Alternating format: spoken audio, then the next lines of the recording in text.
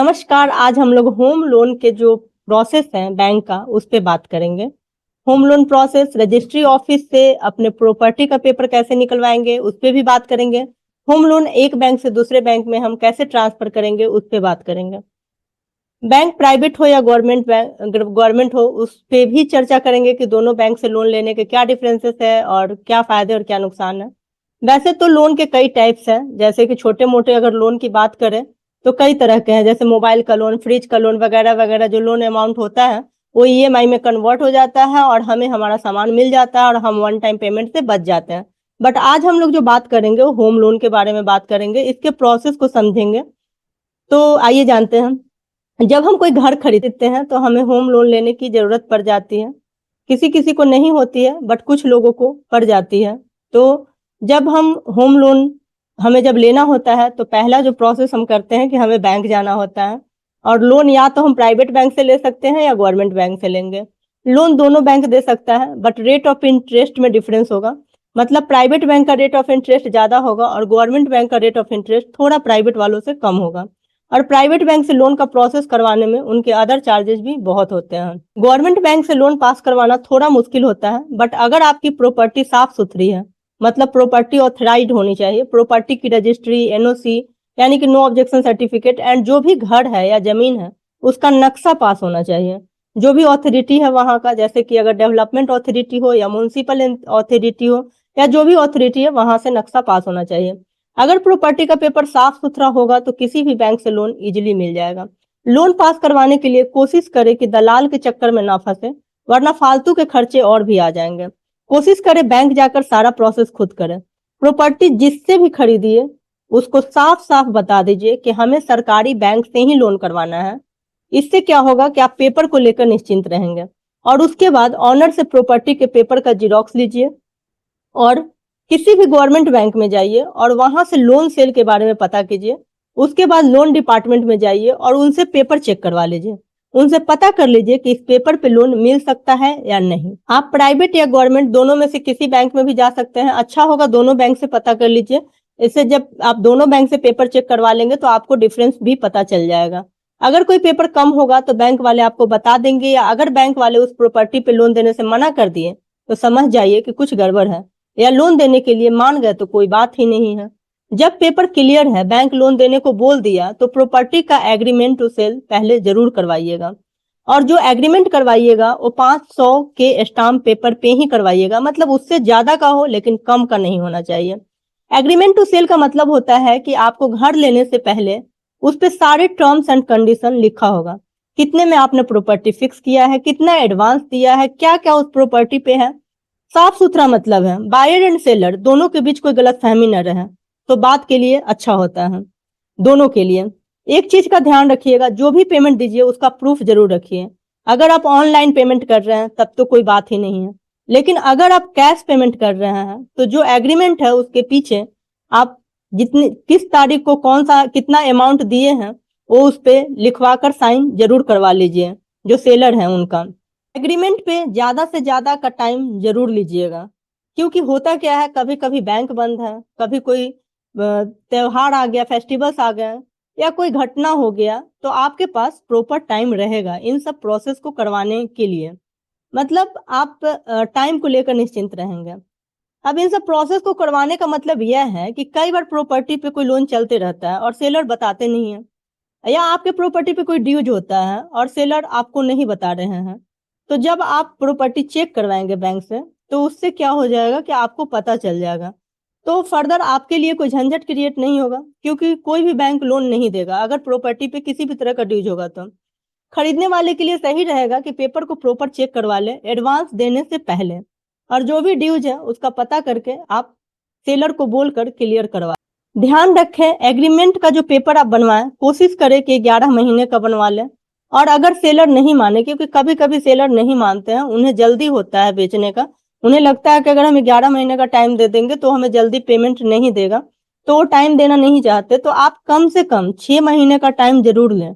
Because मैंने पहले भी बोला है, कभी कभी ऑफिस की छुट्टी है तो कभी रजिस्ट्रार छुट्टी पे है, कुछ कुछ होते रहता है, तो सेफ रहेंगे। एग्रीमेंट होने के बाद लोन के लिए सारे डॉक्यूमेंट बैंक में सबमिट करने होंगे। और बैंक एग्रीमेंट का पेपर भी जरूर लेता है, तभी बैंक फर्दर प्रोसीडिंग करता है लोन के लिए। सो एग्रीमेंट के प्रोसेस को स्किप ना करें। लोन के लिए आपको जो डॉक्यूमेंट देना है बैंक को वह है पर्सनल डॉक्यूमेंट में आपका एक I card means PAN card, Aadhaar card, driving licence, photo ration card या कोई भी गवर्नमेंट आइडेंटिटी कार्ड, इनमें से कोई एक आपको देना होगा। ITR इनकम टैक्स रिटर्न जो होता है 3 साल का, और 2 साल का फॉर्म 16 अगर आप सैलरीड पर्सन है तो 6 महीने का सैलरी स्लिप एंड पासबुक के फ्रंट पेज का जीरोक्स कॉपी लगाकर सबमिट करना है बैंक को। डॉक्यूमेंट जो जमा करना है वो अच्छे से समझ लीजिए, क्योंकि सबसे इंपॉर्टेंट पार्ट यही है। कंप्लीट एप्लीकेशन फॉर्म जो बैंक दिया होगा आपको वो अच्छे से फिल करके जमा करें। 3 passport size photo, identity proof, residence proof, bank account statement, 6 month का सैलरी स्लिप अगर आप सैलरीड पर्सन है तो, 2 साल का फॉर्म 16, पासबुक के फ्रंट पेज का फोटो कॉपी, ये सब आपके पर्सनल डॉक्यूमेंट हैं। अब हम बात करते हैं प्रॉपर्टी के रिगार्डिंग कौन कौन से डॉक्यूमेंट आपको बैंक में जमा करना है लोन के लिए। पहला एग्रीमेंट, NOC एंड मैप, और जो भी प्रॉपर्टी के पेपर हैं उन सब का फोटोकॉपी लगानी होगी।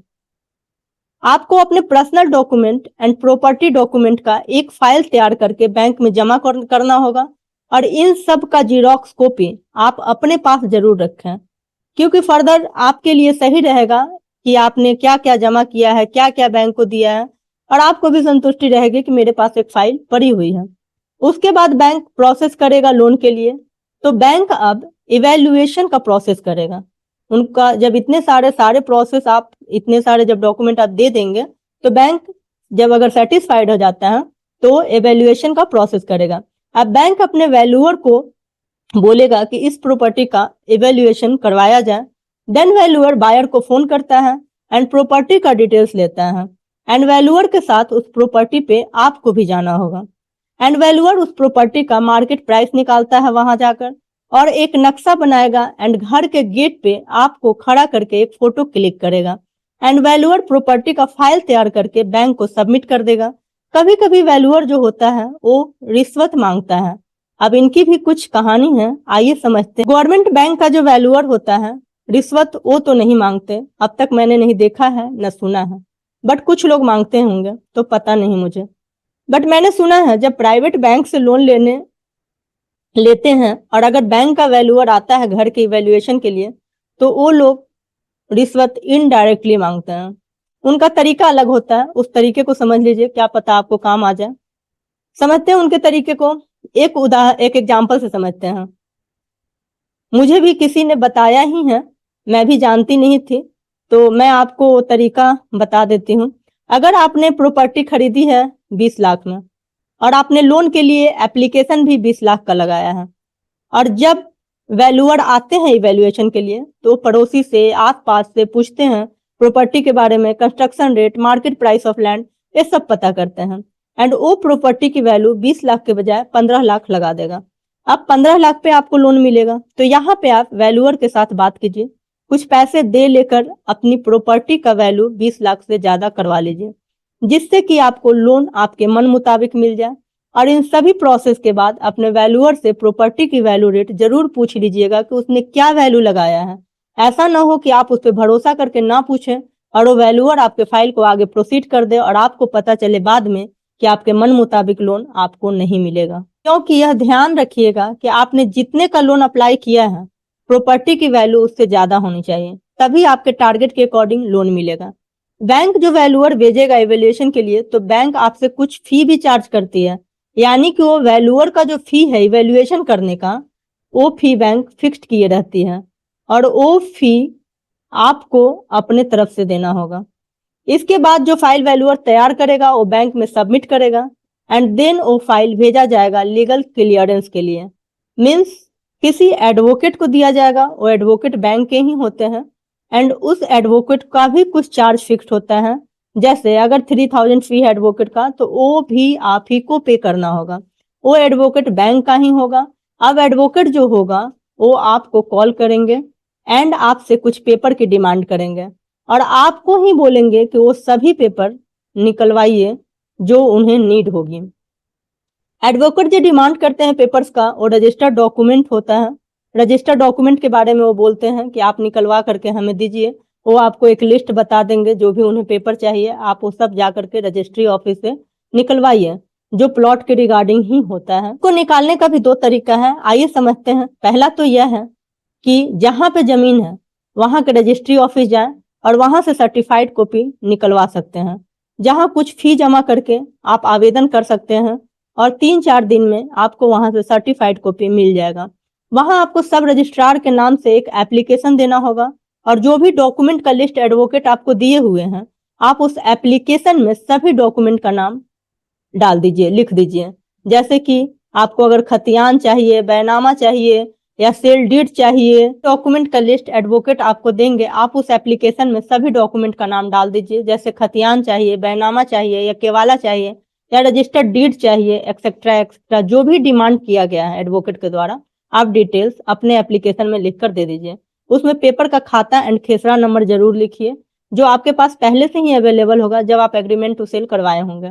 तो जब आप एप्लीकेशन में लिखेंगे खाता खेसरा नंबर, तो आसानी से आपके सारे पेपर निकल जाएंगे और आपका जो खर्च होगा ज्यादा से ज्यादा 1000 से 2000 का आएगा, अगर आप खुद से प्रोसेस करेंगे तब। अब हम समझते हैं ऑनलाइन पेपर। कभी कभी लोग सोचते हैं कि जो ऑनलाइन पेपर है उसको हम निकाल लेते हैं और वो सारे प्रोसेस से बचना चाहते हैं, लेकिन ये याद रखिए कि ऑनलाइन पेपर की वैल्यू नहीं होती है, ज्यादा नहीं होती है।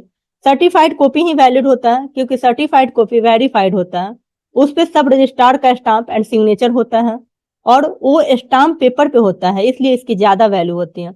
दूसरा तरीका है, अगर आपके पास टाइम नहीं है तो वहां किसी दलाल को पकड़े, किसी एडवोकेट को ही पकड़े, वो आपसे 10,000 या 12,000 रुपए का डिमांड करेंगे और सब पेपर निकाल कर आपको दे देंगे।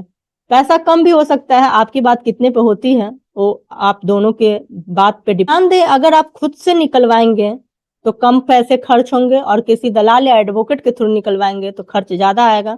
अब आप अपने सुविधा के अनुसार देख लीजिएगा। जब आपको सारे सर्टिफाइड कॉपी मिल जाएगा, मतलब सारे पेपर्स आपको जब मिल जाता है, तो सारे पेपर्स आप उस एडवोकेट को दे दीजिए जो आपको कॉल किए थे बैंक के तरफ से, जो एडवोकेट आपको कॉल किए थे, क्योंकि वही लीगली क्लियर करेंगे और वो एडवोकेट साहब सारे पेपर चेक करेंगे, सब कुछ उनके अकॉर्डिंग फुलफिल होगा, मतलब पेपर उनके हिसाब से पूरा होगा, तो वो एक फाइल तैयार करके बैंक को भेजेंगे, जिसका वो आपसे फी चार्ज करेंगे। पहले भी मैंने बताया है, जो भी उनका फी होगा वो आप ही को देना होगा। उसके बाद बैंक का लोन ऑफिसर प्रॉपर्टी पे विजिट करते हैं और प्रॉपर्टी का डिटेल्स, जैसे प्रॉपर्टी का लोकेशन, मैप एक्सेट्रा एक्सेट्रा का एक फाइल विथ फोटो तैयार करते हैं और वो बैंक को सबमिट कर देते हैं। और उसके बाद बैंक से आपको कॉल आती है कि आपका लोन अप्रूव हो गया है, कितने का हुआ है ये सब बताएगा और आपको बैंक में बुलाया जाएगा और सारे डॉक्यूमेंट पे आपका सिग्नेचर करवाएगा। मतलब जो बैंक का अपना टर्म एंड कंडीशन है, जो भी फॉर्मेलिटीज है, वो सभी पेपर पे आपका सिग्नेचर करवाएगा। एक प्रोसेस और होता है लोन अप्रूवल के बाद, कि आपके होम लोन पे भी इंश्योरेंस होता है, जो आपके लोन का प्रोटेक्शन प्लान होता है, जिसे हम होम लोन प्रोटेक्शन प्लान कहते हैं। इस प्लान के पर्पस को एक एग्जाम्पल से समझते हैं। इसका पर्पस होता है कि अगर लोन लेने वाला पर्सन 20 ईयर्स का होम लोन लिए हुए हैं और उस पर्सन की मौत अनटाइमली हो गई, मीन्स 10 साल में ही हो गई, तो जो भी लोन 10 साल में पेमेंट करना है जो बच गया है, वो इंश्योरेंस कंपनी करेगी, जिससे आपके फैमिली को घर खाली नहीं करनी पड़ेगी, घर आपका सेफ रहेगा। इस होम लोन प्रोटेक्शन, ये जो होम लोन प्रोटेक्शन प्लान है वो सभी बैंक वाले कर देते हैं। आप उस बैंक से भी इंश्योरेंस करवा सकते हैं जहां से आपने लोन लिया है, या अगर आपको सूट नहीं कर रहा है तो कहीं और से भी आप टर्म इंश्योरेंस करवा सकते हैं। इंश्योरेंस कोई जबरदस्ती नहीं है, आपके मर्जी पे डिपेंड करता है, सिचुएशन देख लीजिएगा, क्योंकि इंश्योरेंस में भी पैसा लगता है, फ्री में कुछ नहीं होता है, तो दोनों जगह पैसे देने होंगे, सो अपनी सिचुएशन को देखते हुए ही काम कीजिएगा। होम लोन का सारा प्रोसेस कंप्लीट होने के बाद बैंक आपको बोलेगा कि आप अपने प्रॉपर्टी का रजिस्ट्री करवा सकते हैं और रजिस्ट्री के बाद बैंक आपको पेमेंट दे देगी, जितने का भी लोन आपका अप्रूव हुआ होगा। और बैंक लोन अमाउंट का डीडी देता है, वो भी सेलर के नाम पे, बायर के नाम पे कुछ नहीं देता है। रजिस्ट्री करवाने के लिए बैंक आपको डीडी का फोटोकॉपी देगा, ओरिजिनल डीडी नहीं देगा उस वक्त। रजिस्ट्री का पैसा आपको अपने जेब से खर्च करना होगा। ये बात अलग है कि आप अगर अपने सेलर से सेटिंग कर रखे हैं कि जो अब आपको जो अमाउंट उसको मिलेगा बैंक से, उसमें से वो आपको रजिस्ट्री का अमाउंट दे दे जो आपको खर्च हुआ है, वो अब आप लोग अपना बात करके देख लीजिएगा, वो आपके सेटिंग के ऊपर है। रजिस्ट्री करवाने के लिए कभी कभी बैंक अपने तरफ से भी स्टाफ आपके साथ भेजता है और नहीं भी भेजता है, वो बैंक के ऊपर डिपेंड करता है।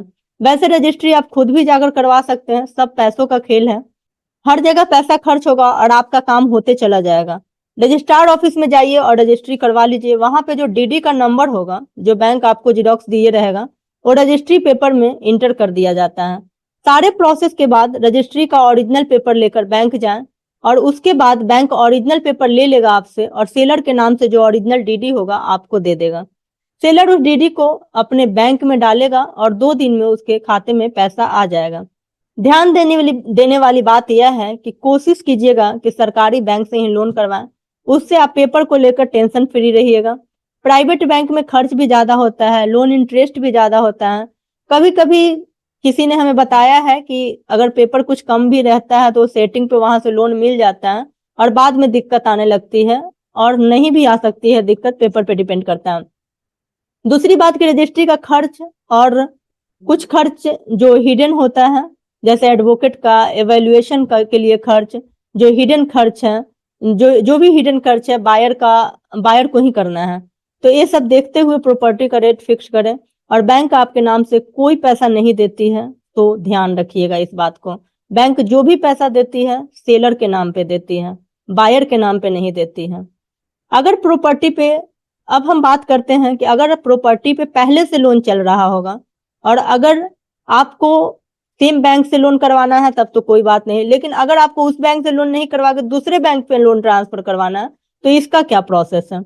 अगर प्रॉपर्टी पे किसी बैंक का लोन ऑलरेडी चल रहा है तो जो भी खरीदता है वही लोन ट्रांसफर हो जाता है उसके नाम पे। अगर आपको सेम बैंक से लोन करवाना होगा तब वहां पे तो आपको बहुत ज्यादा प्रोसेस नहीं करना होगा।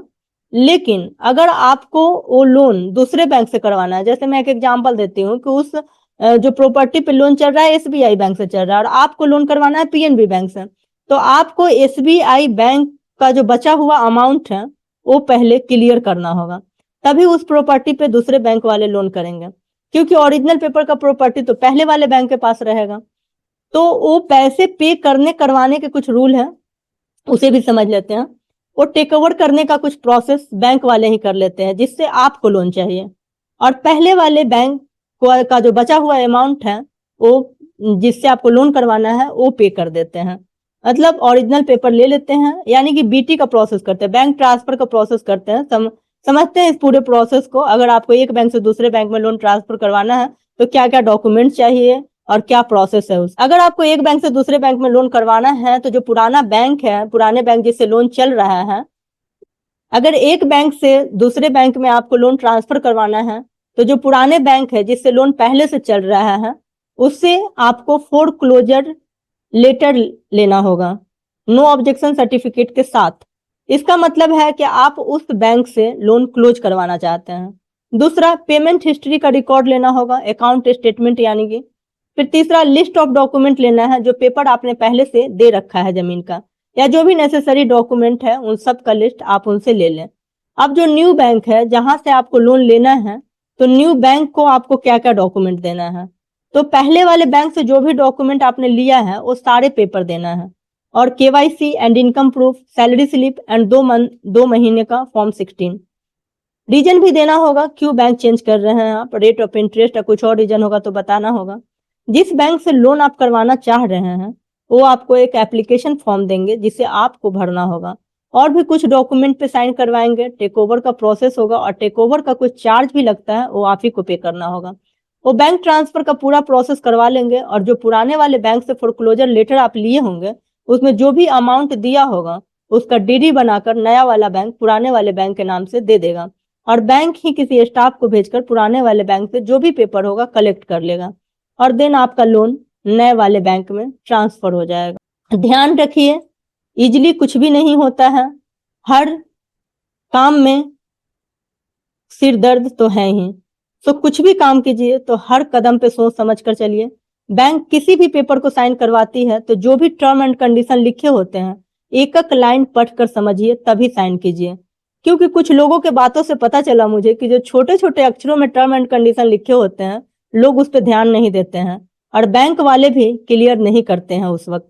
बाद में जब कुछ प्रॉब्लम आती है और आप जाएंगे बैंक स्टाफ के पास, तो वो आपको बताएंगे कि कुछ भी बिना वजह नहीं लिखा होता है, एक एक वर्ड का कुछ ना कुछ मतलब जरूर होता है, और आपसे सिग्नेचर तो पहले ही ले लिए रहते हैं।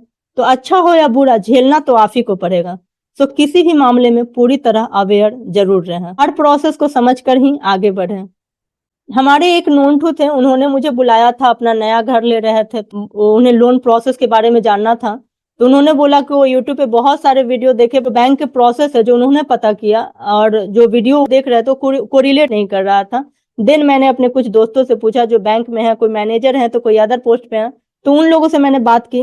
कुछ लोग जो लोन लिए हुए हैं उनसे बात की। देन मैंने इन्फॉर्मेशन इकट्ठा किया। मतलब अब तक जो मैंने वीडियो बना रखा है उन सब में सबसे ज्यादा मेहनत मुझे इस वीडियो में करना पड़ा।